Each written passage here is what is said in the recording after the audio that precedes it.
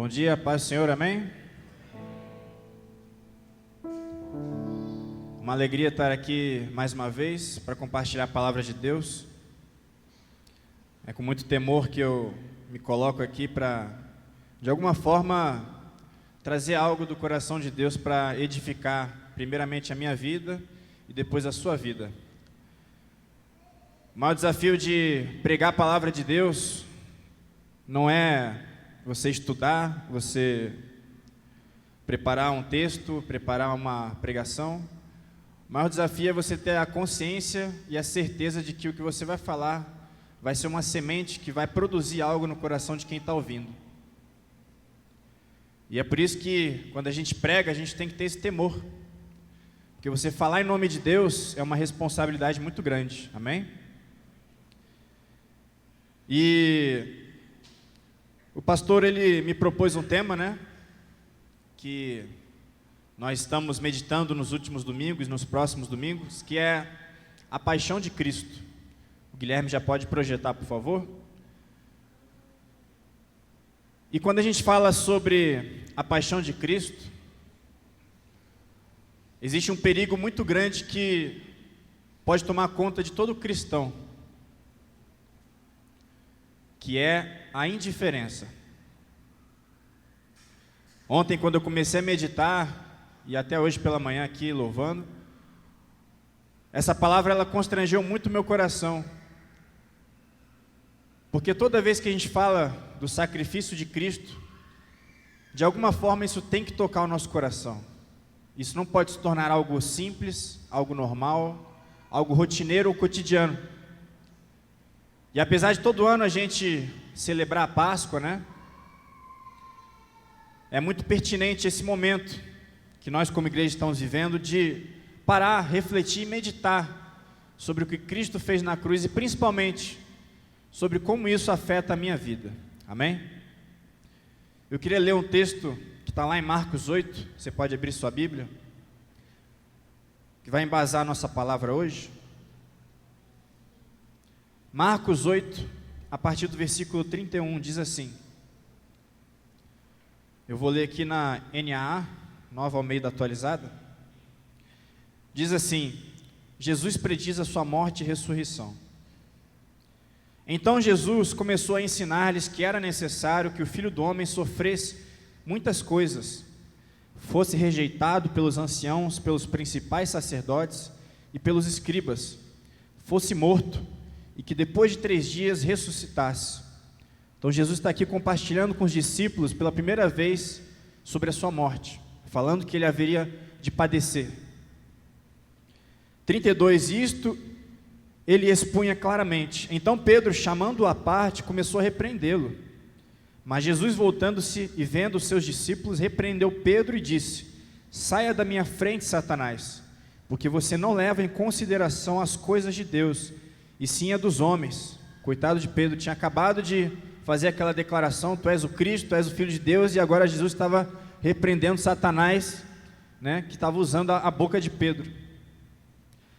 34, tome a sua cruz. Então, convocando a multidão, e juntamente seus discípulos, Jesus lhes disse, se alguém quer vir após mim, negue-se a si mesmo, tome a sua cruz e siga-me. Pois quem quiser salvar a sua vida, a perderá. E quem perder a vida por minha causa e por causa do Evangelho, esse a salvará. De que adianta uma pessoa ganhar o mundo inteiro e perder a sua alma? Que daria uma pessoa em troca da sua alma? Amém? Pai, em nome de Jesus, diante da Tua palavra, nós queremos, ó Pai, nos prostrar em humildade. Queremos pedir a Ti agora que repreenda todo o espírito de desatenção, tudo que vem para roubar a Tua palavra. Sabemos que quando o Senhor deseja falar, há uma guerra espiritual que nós com nossos olhos naturais não vemos, Pai. Mas que em nome de Jesus a semente que será lançada aqui, Pai, ela possa dar frutos a 100 por 1 na vida de cada irmão aqui, Pai. Nós pedimos a Ti, Senhor, revela-nos a Tua vontade nessa manhã, em nome de Jesus, amém. Amém? Pode passar então. Então vamos falar sobre a paixão de Cristo hoje.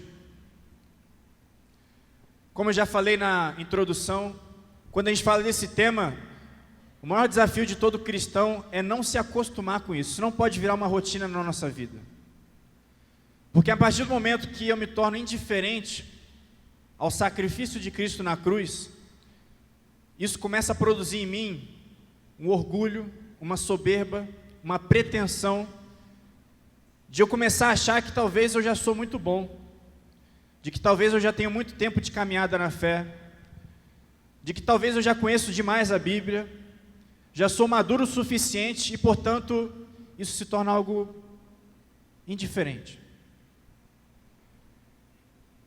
E é justamente nessa época, né, os católicos, principalmente, eles costumam fazer a quaresma. Quem sabe o que é a quaresma aqui? A quaresma é um período de 40 dias, né, começa depois do carnaval. Foi instituído lá no Concílio de Nicéia, lá atrás.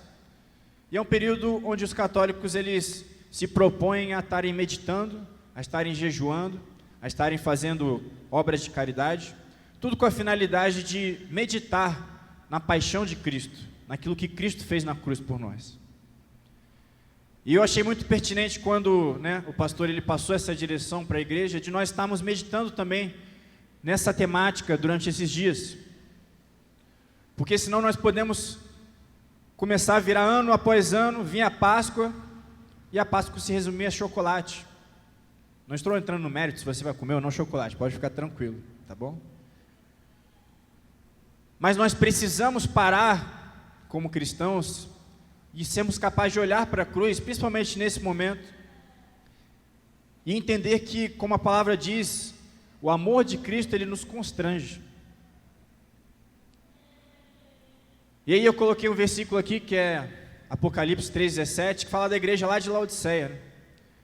Que era uma igreja que era rica, e ela começou a achar que era realmente rica. Ela começou a achar que já estava boa o suficiente, que já estava madura, que já estava, né, num grau de cristianismo muito bom. E a palavra de Deus chega para eles de uma forma muito forte, diz assim, olha só, mal sabe você, né, diz assim, ó, vocês dizem, sou rico, estou enriquecido, de nada tenho falta, e você não sabe que és um desgraçado, miserável, pobre, cego e nu. E nós, ao olharmos para a cruz toda vez, precisamos de alguma forma sermos constrangidos.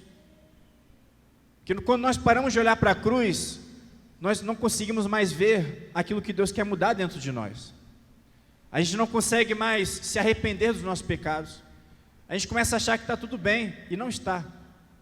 Enquanto nós estivermos nessa terra, nós precisamos de santificação, precisamos melhorar, precisamos caminhar em direção à estatura de varão perfeito, que é o quê? É me parecer mais com Cristo. E até Jesus voltar, essa obra não vai estar completa. E como que eu faço isso? É olhando para a cruz todos os dias da minha vida. Amém? Pode passar, por favor? Próxima vez eu vou trazer um laser point para não ficar... Vou tentar trazer. Então já falei da quaresma, né? São aqueles 40 dias. Pode passar. Então vamos meditar na paixão de Cristo. A primeira coisa que eu quero enfatizar aqui é a palavra paixão, porque nosso entendimento de paixão remete a algo romântico, né?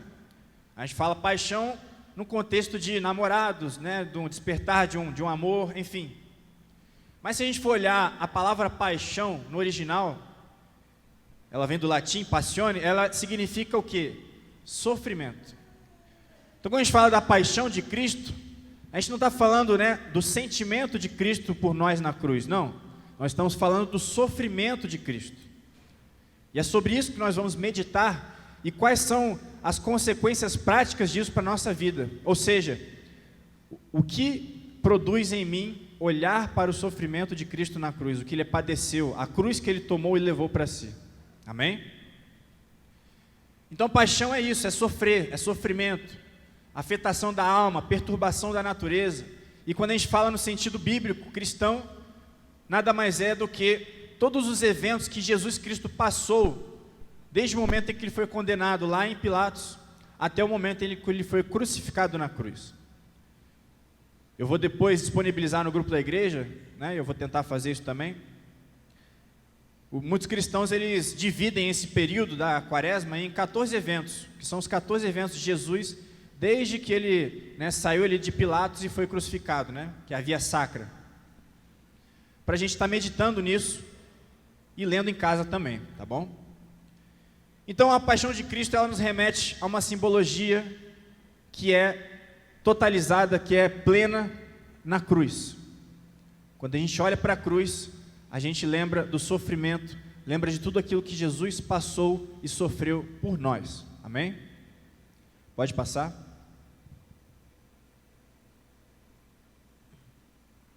E aí a gente entra então no nosso texto, onde Jesus, ele chama a multidão, chama os discípulos e faz um discurso forte. Ele fala: se você quer me seguir, tome a sua cruz.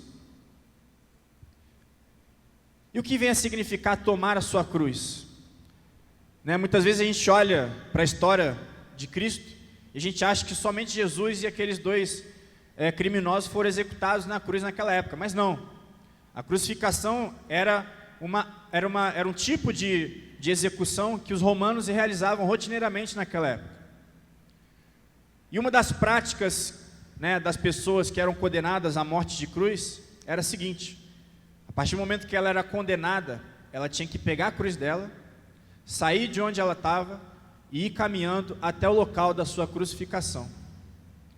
E o que isso ensina para a gente? Porque a gente costuma se referir à cruz, né, como simplesmente qualquer sofrimento na vida, e não é isso. Esse não é o sentido verdadeiro da cruz. Né, a gente fala: não, meu casamento é minha cruz. Não, a minha sogra é minha cruz. Não, isso e aquilo é minha cruz. Não, isso não é a cruz. Quando a gente olha para a cruz de Cristo, a gente entende, em primeiro lugar, que tomar a sua cruz é uma confissão pública. Olha o que está lá em João 19. Finalmente Pilatos o entregou a eles para ser crucificado. Então os soldados encarregaram-se de Jesus e, levantando a sua própria cruz, ele saiu para o lugar chamado Caveira, que em aramaico é chamado Gólgota. Então, tomar a sua cruz é eu, a partir de uma vida compromissada com Deus, aceitar os sofrimentos que vão vir a partir disso. É uma confissão pública. Jesus ali, ele estava fazendo uma confissão pública, levando a sua cruz até aquele lugar de sofrimento que era Gólgota, que é a caveira, né? Se você olhar na internet, é uma montanha que, se você olhar de longe, ela parece uma caveira. Estava olhando ontem as fotos, bem interessantes. Quem já foi lá? Já viu? Quem já foi na Via Sacra? Eu nunca fui, quero muito ir para Israel um dia, tá bom? Quem quiser me convidar. Então, a cruz, ela não representa meus problemas cotidianos, não é isso. São sofrimentos que eu acolho de forma consciente por causa do meu compromisso com Deus. Então Jesus estava ali em um compromisso com a vontade de Deus, que era morrer na cruz por nós. E ele estava ali levando a sua cruz. Pode passar, por favor?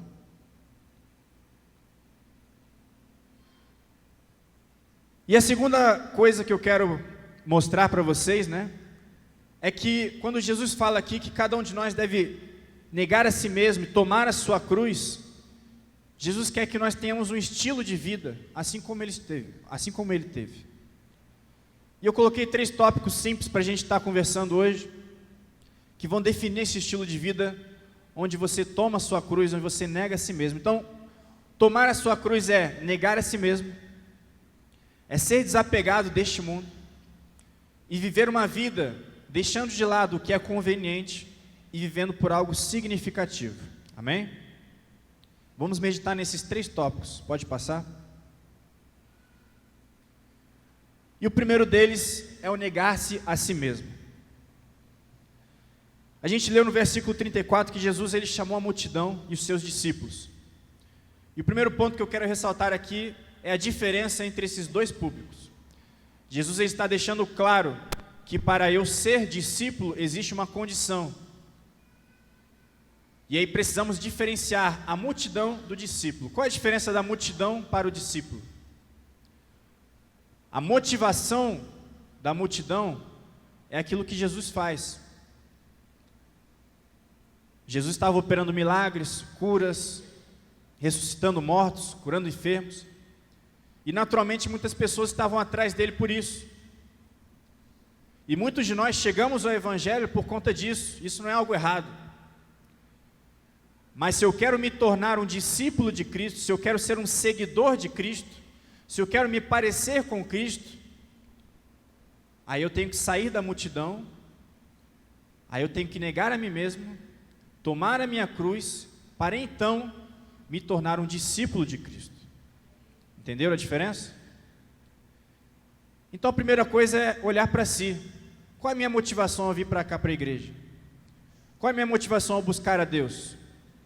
É somente aquilo que Deus pode me dar, pode me oferecer? Como o pastor falou aqui, você está buscando prosperidade com qual finalidade? Para simplesmente ter uma vida mansa aqui na terra? Ou para ser um canal de bênçãos na vida de alguém?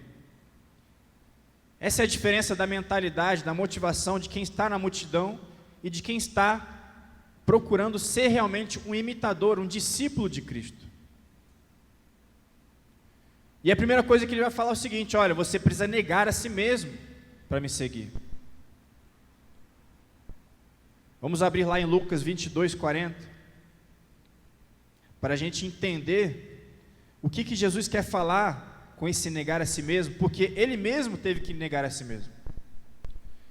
Lá em Hebreus tem um texto muito interessante, que diz que Jesus ele precisou aprender a obedecer, porque ele era Deus. Deus ele não está sujeito a ninguém. Mas Jesus, quando se tornou homem, se encarnou, ele precisou aprender a negar a si mesmo. E a gente vê isso claramente aqui em Lucas, quando Jesus está lá no Getsêmani sendo esmagado. Versículo 40, chegando ao lugar escolhido, Jesus disse: orem para que não caiam em tentação. E ele por sua vez se afastou um pouco e de joelhos orava dizendo: Pai, se queres, afasta de mim este cálice. Contudo, não se faça a minha vontade, mas sim a tua. Então lhe apareceu um anjo do céu que o confortava. E estando em agonia, orava mais intensamente, e aconteceu que o suor dele se tornou como gotas de sangue caindo sobre a terra. Então Jesus está deixando claro aqui o que é tomar a sua cruz, o que é se negar, é negar a minha vontade. E o que é a minha vontade? A minha vontade é aquilo que a minha carne quer. E Gálatas vai descrever isso de forma clara. Lá em Gálatas 5:22 a Bíblia vai dizer, a partir do versículo 16: vivam no Espírito, vocês não satisfarão aos desejos da carne, ou seja, a sua vontade. Porque a carne luta contra o Espírito, e o Espírito luta contra a carne, porque são opostos entre si, para que vocês não façam o que querem, que é a vontade de Deus. E o que é a carne? Versículo 19: as obras da carne são conhecidas e são imoralidade sexual, impureza, libertinagem, idolatria, feitiçarias, inimizades, rixas, ciúmes, iras, discórdias, divisões, facções, invejas, bebedeiras, orgias e coisas semelhantes a estas. Se você quer ser discípulo de Cristo, o primeiro passo é negar tudo isso que a sua carne quer. E como que eu faço isso? Me mutilando? Não. A Bíblia diz que nós somos transformados a partir do quê? Da renovação da nossa mente. É eu passar a olhar para o mundo com a mentalidade de Cristo. Então, se a minha carne, ela deseja a imoralidade sexual, eu só vou mudar, eu só vou ser capaz de mortificar esse meu desejo quando eu olhar para a sexualidade com a mentalidade de Cristo, que é santificada.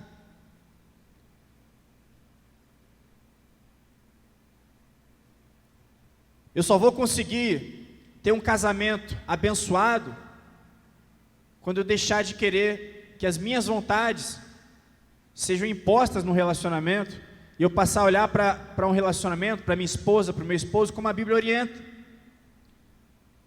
Que o meu casamento não é para minha felicidade, não é para meu prazer, não é para o meu ego, é para eu morrer pela minha esposa, é para eu amar o meu marido. Então eu mudo a minha mentalidade, e aí sim o Espírito é capaz de o quê? Abafar a vontade da carne em mim. Volta lá no slide, por favor.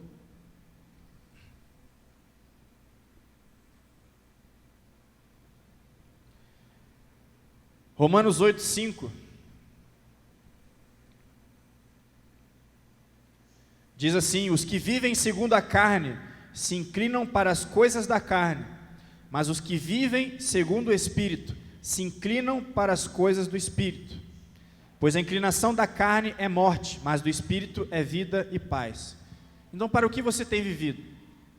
O que tem orientado a sua vida? Os seus desejos ou o Espírito de Deus que habita dentro de você? A Bíblia diz que os filhos de Deus, eles são guiados pelo Espírito de Deus. Então, uma vida onde eu nego a mim mesmo é uma vida onde eu digo sim para a vontade de Deus todos os dias. E isso nos mínimos detalhes da vida.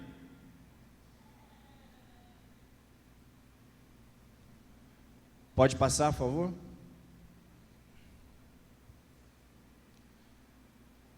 O segundo ponto de uma vida onde eu tomo a minha cruz e sigo a Cristo como discípulo é o desapego deste mundo. Pedro tinha acabado de confessar a Jesus: tu és o Cristo, tu és o Filho do Deus vivo. Aí Jesus começa a falar que ele havia de padecer, que ele havia de sofrer, que ele havia de ser entregue, que ele ia ser morto pelos nossos pecados. Aí Pedro chega, chama Jesus no canto e fala: para com esse papo. E Jesus, com seu discernimento espiritual, repreende Satanás e diz, no versículo 33, saia da minha frente, Satanás, porque você não leva em consideração as coisas de Deus, e sim a dos homens. Então o apego a este mundo, ele nos impede de viver a vontade de Deus, de tomar a nossa cruz. Volta lá, por favor.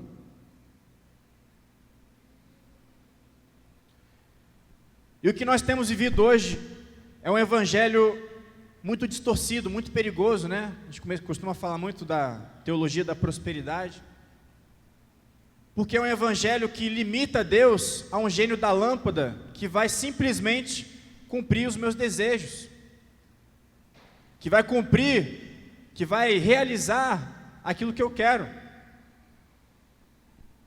E o que isso causa em nós como cristãos? Somos cristãos apegados a este mundo, acabamos esquecendo que somos peregrinos, que não estamos aqui eternamente, mas que nós vamos para a eternidade.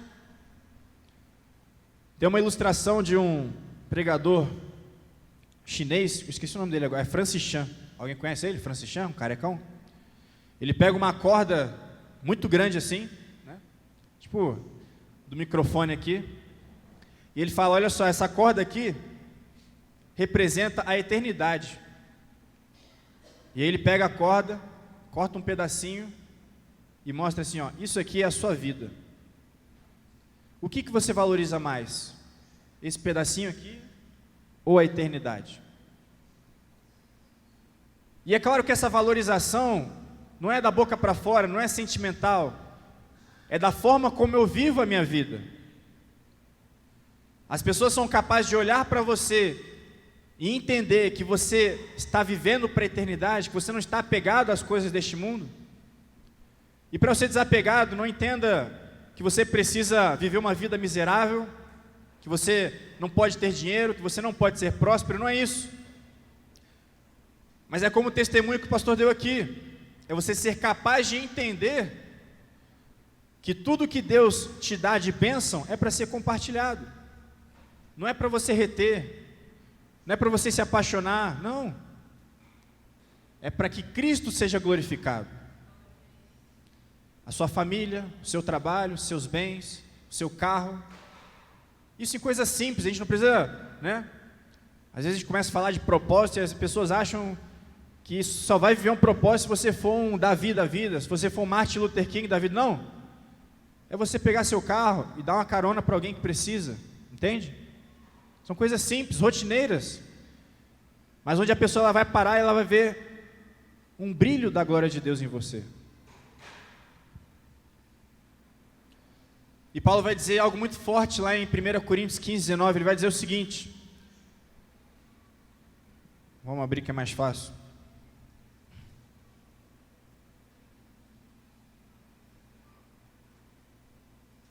1 Coríntios 15, 19, olha o que Paulo vai dizer.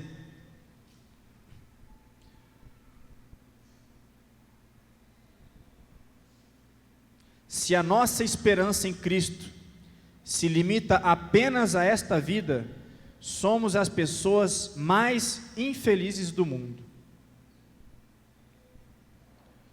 Se a sua esperança em Deus é somente para resolver os problemas deste mundo, a Bíblia está falando que você não é simplesmente infeliz, é a pessoa mais infeliz do mundo. Sabe por quê?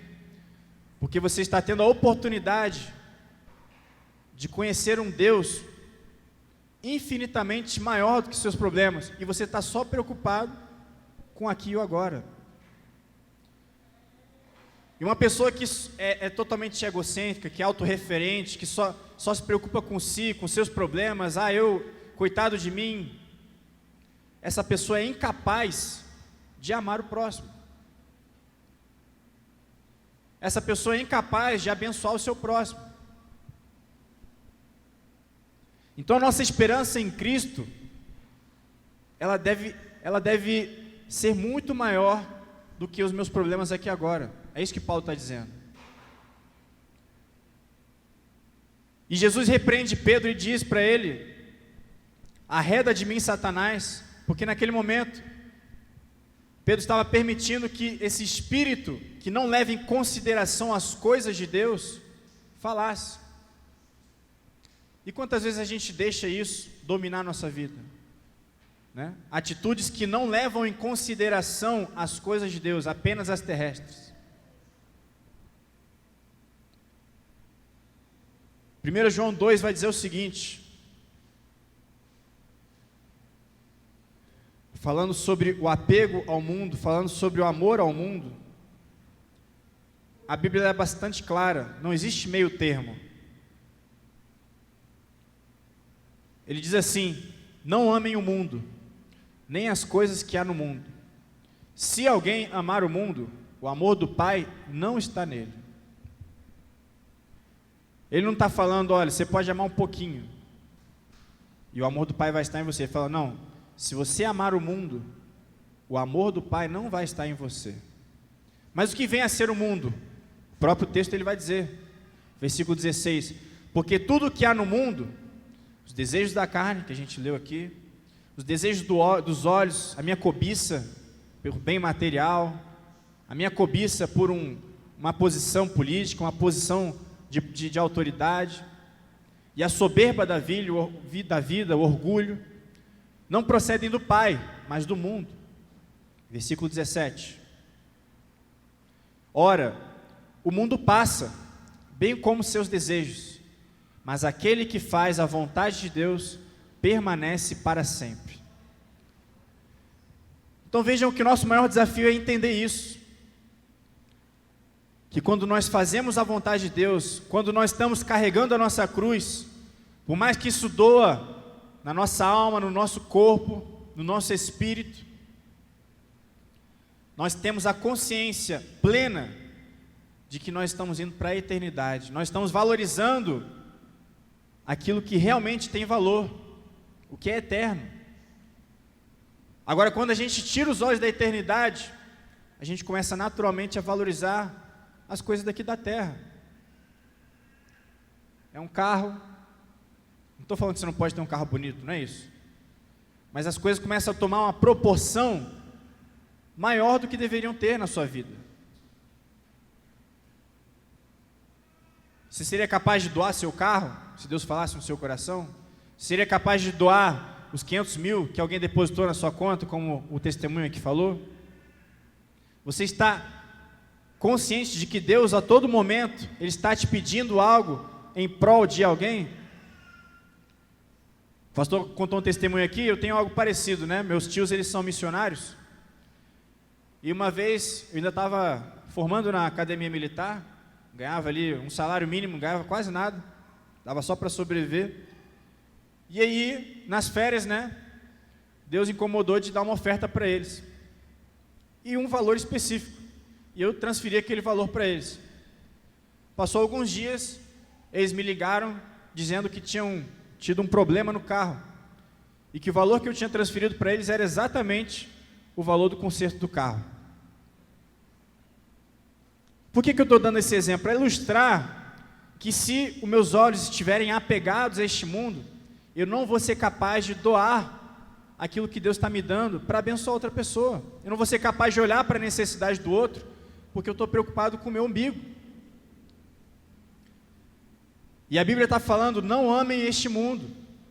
Se você amar o mundo, se você amar as suas vontades, os seus desejos, isso significa que o amor de Deus, ele não está em você. E cada um de nós precisa parar e refletir sobre isso.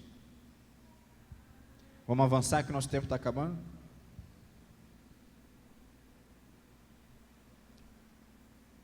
Por fim, o nosso ponto 3. Tomar a sua cruz é um estilo de vida onde eu escolho de forma consciente, a partir do meu compromisso com Deus, a partir do meu compromisso com a palavra, com a vontade de Deus, deixar de viver por aquilo que é conveniente, por aquilo que é confortável, por aquilo que agrada o meu ego, e passar a viver por algo que é significante. Será que a sua vida, ela tem sido significante para alguém? Para os seus filhos, para o seu marido, para a sua esposa, para os seus irmãos da igreja?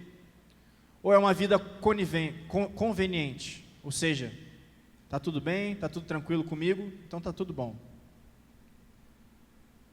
Precisamos tomar muito cuidado com uma vida conveniente, porque quando Jesus foi tentado no deserto,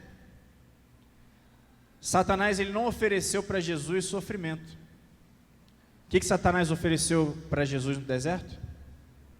Olha só, se você quiser poder, eu te dou. Se você quiser reconhecimento, eu te dou. Se você quiser riqueza, se você quiser dinheiro, se você quiser estabilidade financeira, se você quiser uma vida tranquila, eu te dou. E muitas pessoas têm aceitado esse convite de Satanás, que é um convite a uma vida tranquila, onde você está indo para o inferno, mas você acha que está tudo bem. Esse é o maior engano de Satanás, né? Você está caminhando a passos largos para o inferno, só que você olha ao redor e aparentemente está tudo tranquilo, está tudo bem. Por quê? Porque ele conseguiu tirar a sua sensibilidade de tomar a sua cruz e viver uma vida significante para o reino de Deus. Então cada um de nós precisa parar e fazer essa autoanálise. Será que o meu objetivo de vida é ter uma carreira promissora, uma estabilidade financeira, morrer e acabou? Ou será que eu estou tomando a minha cruz, escolhendo viver por um propósito e não apenas sobreviver nessa terra? Tomar a minha cruz é estar disposto a morrer para que outros possam conhecer a vida. E por que nós precisamos falar disso? De morte, de sacrifício, de tomar a sua cruz. São temas que hoje não são agradáveis, as pessoas não querem mais conversar. Mas a verdade é que daqui pouco tempo, pelo menos aqui no Brasil, mas lá fora muitas pessoas já vivem isso, um evangelho confortável, ele não vai mais servir. Sabe por quê? Porque quando nós começarmos a sermos perseguidos, quando começarmos a ir para a cadeia, como Paulo foi, aí nós vamos entender se de fato nós estamos tomando a nossa cruz, ou se a gente está realmente, ou se a gente somente quer Deus para ter coisas boas na nossa vida. E a igreja precisa estar preparada para isso. Precisa estar preparada para padecer por Cristo. Nós não sabemos de fato o que é ser perseguido por causa de Cristo. No máximo uma difamação no trabalho, no máximo uma zoeira aqui, por ser crente. Agora, ser de fato perseguido, Quantos de nós estaria disposto realmente a carregar a cruz nesse contexto? E eu finalizo com o texto de Paulo, pode passar? Onde ele diz assim: de todos os lados somos pressionados, mas não desanimados. Ficamos perplexos, mas não desesperados. Somos perseguidos, mas não abandonados. Abatidos, mas não destruídos. Trazemos sempre em nosso corpo o morrer de Jesus, para que a vida de Jesus também seja revelada em nosso corpo. Pois nós, que estamos vivos, somos sempre entregues à morte por amor a Jesus, para que a sua vida também se manifeste em nosso corpo mortal, de modo que em nós atua a morte, mas em vocês a vida. Amém? Será que eu e você estamos dispostos a tomar a cruz, a olhar para o sacrifício de Cristo, a ser constrangido por esse amor e morrer todos os dias para a minha vontade, para que alguém tenha vida? Então essa é a reflexão que eu quero deixar para os irmãos nessa manhã. Que ao voltar para casa você medite nas palavras de Cristo, no sofrimento de Cristo, e faça como um espelho, coloque aquilo diante da sua vida, e tome a decisão hoje, de ser um discípulo, de ser um seguidor de Cristo, negar a si mesmo, tomar a sua cruz, para que outros possam viver como Cristo fez por nós. Amém?